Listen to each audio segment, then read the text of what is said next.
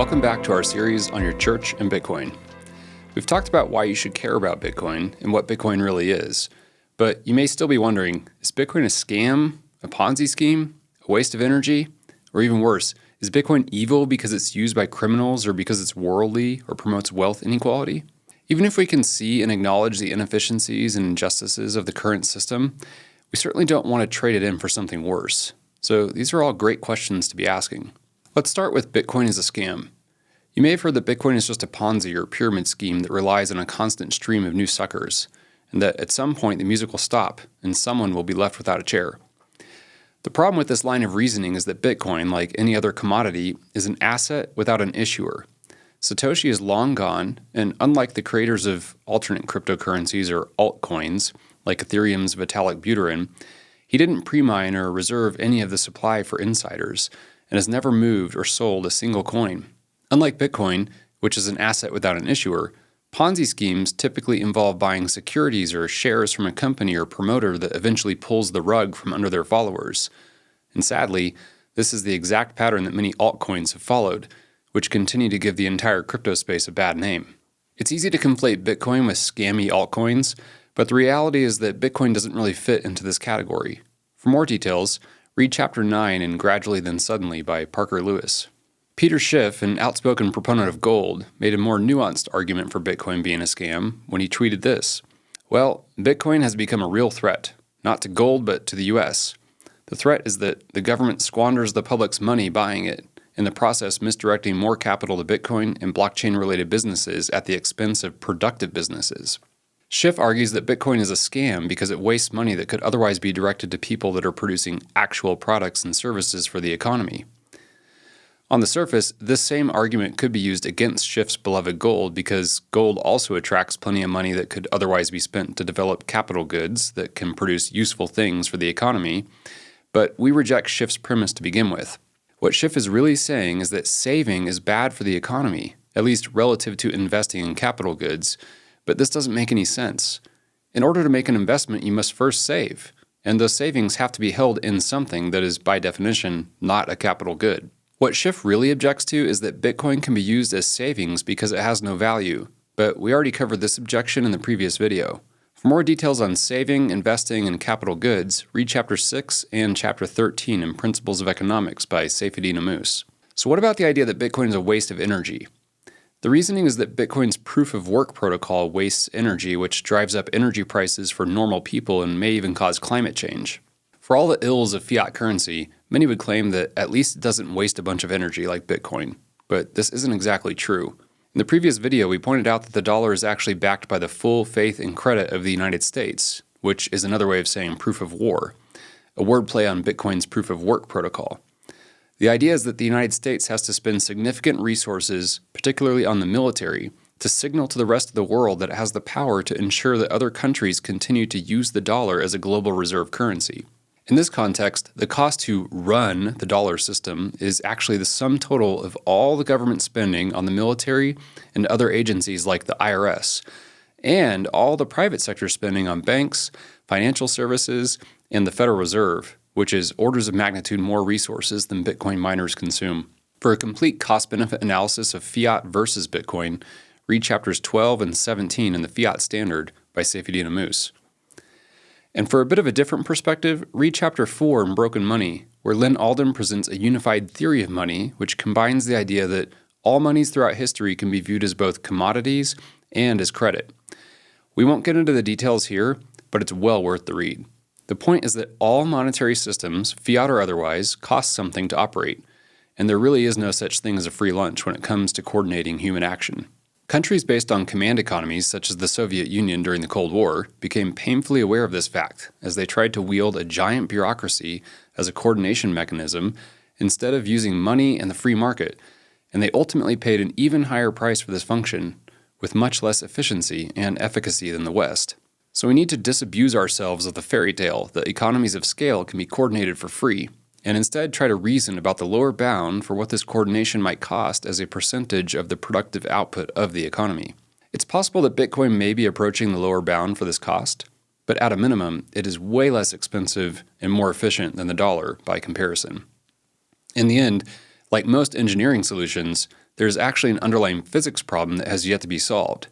If you're interested in physics or just looking for a pretty fantastical view of the future of proof-of-work-based monetary systems, particularly as humanity expands to the stars, check out the excellent series of articles called The Law of Hash Horizons by Dhruv Bansal. But the long-term future of humanity aside, the energy use of proof of work, known as Bitcoin mining, is actually a net positive for both consumers and the environment.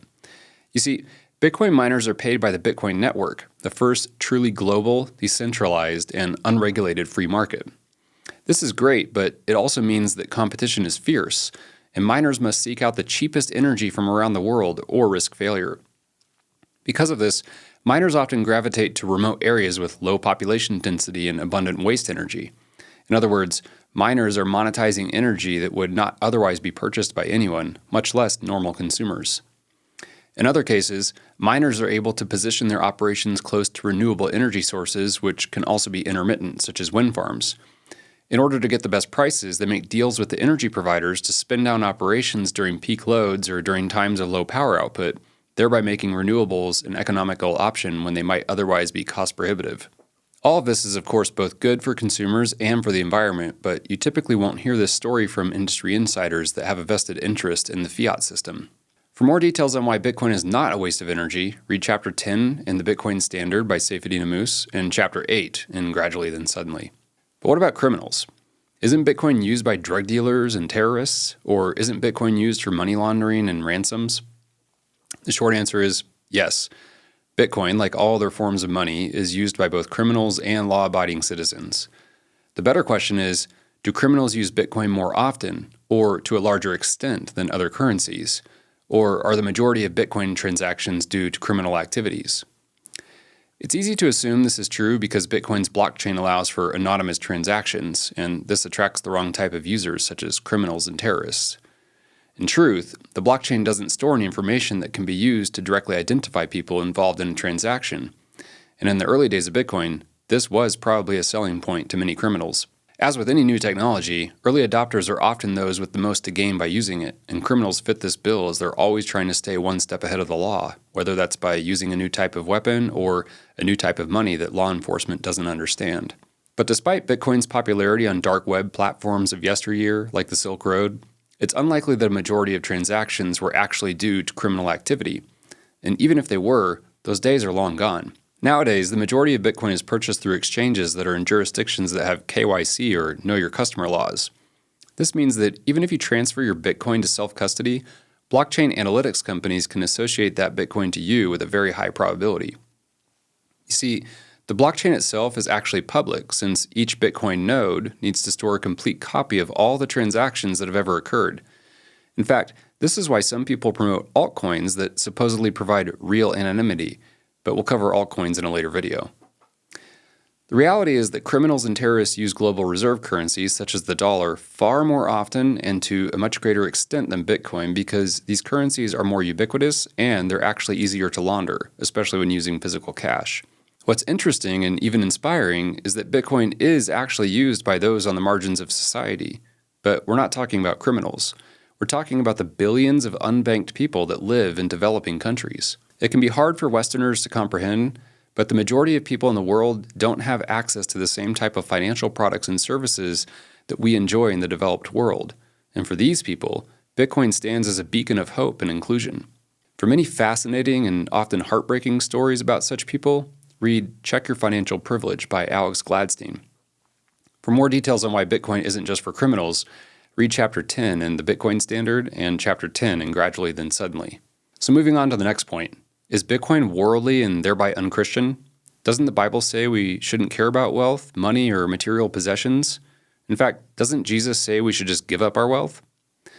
This line of reasoning seems to be less about Bitcoin specifically and more about money and possessions in general. So if these are the questions you're asking, you're probably already convinced that Bitcoin is in fact money.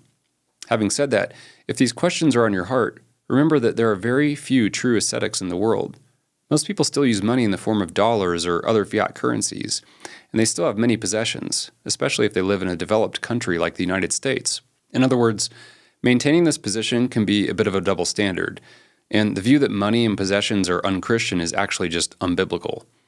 The root of this belief comes from the ancient Greek philosophy and later Gnosticism, which more or less states that spiritual things are good and physical things are bad.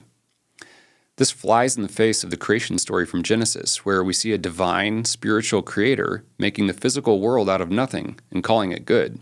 Yes, humanity went on to sin, which has corrupted everything in this world, but the story of salvation is one that shows the path of redeeming the world and ridding us from sin once and for all. The sin is evil, not the stuff that it has corrupted. A different flavor of this objection may come from the story we see in Acts 2, where the early Christians sold all their possessions and had everything in common, distributing to each as they had need. Indeed, this story has served as the justification for many a hippie commune. But again, this isn't really specific to Bitcoin, and I would argue that many of the stories we see in Acts are unique to that place and time and not prescriptive. God works to build his church in many different ways, and even in the early days of Acts, there were still other churches full of rich Christians that collected donations to send back with Paul to Jerusalem. The fact is, there's never been a time where all Christians everywhere have all become ascetics all at once. Should we give freely and generously as Christians? Yes. And we believe that adopting Bitcoin will make that even easier to do, as we won't be continually struggling against the theft of inflation. But instead, we can give our wealth away to those in need voluntarily and cheerfully, as the Bible commands. When Jesus tells the rich young ruler to sell all his possessions and follow him, this is a very specific command to a specific person with a specific idol in his heart. Jesus isn't saying that all wealth is bad or that all Christians should flee from wealth, but rather, if money is your idol, you should tear down that idol in your heart. In 1 Timothy 6, we see Paul confirm this in verses 17 through 19, which say, "As for the rich in this present age, charge them not to be haughty, nor to set their hopes on the uncertainty of riches, but on God, who richly provides us with everything to enjoy.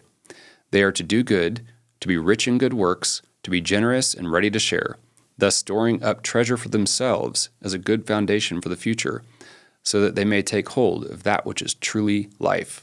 Paul assumes that there will be rich in this present age, and instead of condemning wealth, he goes on to show how the rich should act in response to the resources that God has entrusted to them. So yes, if money or wealth is your idol, flee from the temptation, but don't use that as an excuse to ignore Bitcoin while giving the dollar a pass. For more details on the theology of wealth, money, and possessions, check out Tim's series on Bitcoin and theology.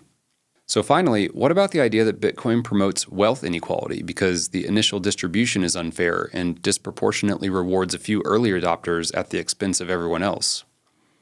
The European Central Bank even went so far as to publish a paper claiming that Bitcoin is fueling the division of society. The idea is that early adopters were able to acquire Bitcoin for little to no effort, and now they're using it to get rich off of unwitting suckers that are willing to pay anything to get in. Virtue signaling aside, this narrative sounds good on the surface, but the truth is that early adopters of Bitcoin have been selling their Bitcoin since the beginning. Unchained has a great graphic called HODL Waves, and it shows how often Bitcoin has changed hands and how it becomes more distributed over time. This graphic is the answer to anyone who says, if I had just bought Bitcoin when it was worth X. The reality is that most people that did buy Bitcoin when it was X sold it shortly after it jumped in price, thereby contributing to the further distribution of the coins. There are a few examples of early adopters that are now considered Bitcoin billionaires, but they're often given no credit for how much risk they've taken over the years, both with their time and with their wealth. For more details on why the Bitcoin initial distribution is actually nearly as fair as it could be, check out Bitcoin University's video called Bitcoin's Fair Launch. So is Bitcoin evil? Some might grant you that Bitcoin is money, but this makes it evil because after all, the Bible says that money is evil, right? This idea typically comes from a misreading of 1 Timothy 6:10, which says, "For the love of money is a root of all kinds of evils. It is through this craving that some have wandered away from the faith and pierced themselves with many pangs." This passage is often shortened to, "Money is the root of all evil," but of course, this isn't actually what it says, but rather that the love of money is a root of all kinds of evil. And while this is very true, Bitcoin is not uniquely lovable compared to other forms of money. So yes, Bitcoin, like all money, can present a moral hazard for those tempted to fall in love with it. And it is true that many early adopters of Bitcoin can and have become fanatically devoted to it and its potential to completely change society for the better. But this doesn't make it categorically evil. Regardless, isn't Bitcoin still too risky or even subversive? For example, can't the government just ban it, or does it undermine the authority of the government, or can it be easily lost or stolen? We'll answer these questions and more in the next video.